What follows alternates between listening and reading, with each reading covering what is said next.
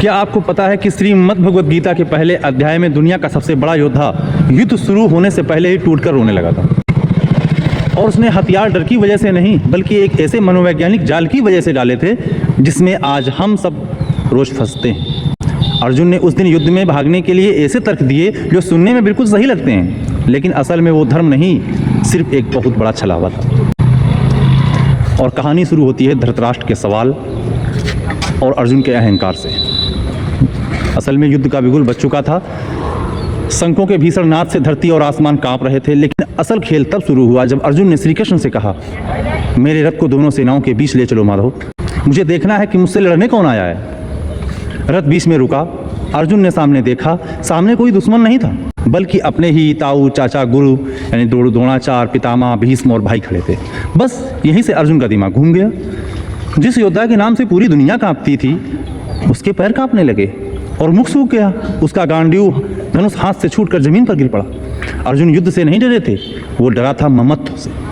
ये सब तो मेरे अपने हैं। और अब सुनिए वो तर्क जो अर्जुन ने भगवान श्री कृष्ण के सामने रखे। अर्जुन ने कहा, प्रभु अपनों को मारकर मिलने वाला राज्य और खून से सने भोगों का क्या फायदा प्रभु। फिर उन्होंने कहा कि युद्ध से पूरे कुल का विनाश होगा, सनातन कुल धर्म नष्ट हो जाएगा। और फिर उन्होंने कहा, जब परिवार के पुरुष मरेंगे तो समाज में अधर्म और वर्णसंकर पैदा होंगे। और फिर उन्होंने लास्ट में बोलते हैं कि कुल घाती सीधे नरक में जाते हैं, तो हम ये पाप कैसे और क्यों करें।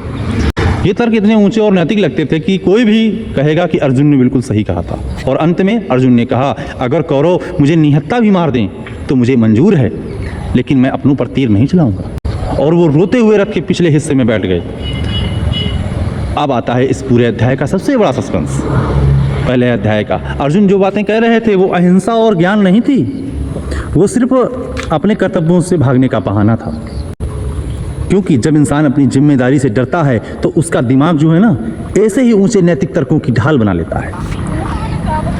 गीता के इस पहले अध्याय को विषाद योग इसलिए कहा गया क्योंकि जब तक आपका भ्रम और आपका अहंकार टूटकर बिखर नहीं जाता तब तक आपको सच्चे ज्ञान की जरूरत महसूस नहीं होती है। अर्जुन का यही टूटना आगे चलकर उस महाज्ञान की नींव बना जिसे हम श्रीमद् भगवद गीता कहते हैं। अब जरा सोचिए, जब अर्जुन ने ये सारे तर्क दिए तो श्री कृष्ण ने क्या जवाब दिया, और हम वो जानेंगे अगले भाग में। तब तक के लिए जय श्री राधे कृष्णा। आपको वीडियो कैसे लगा कमेंट और लाइक करके ज़रूर बताएं। जय श्री राधे।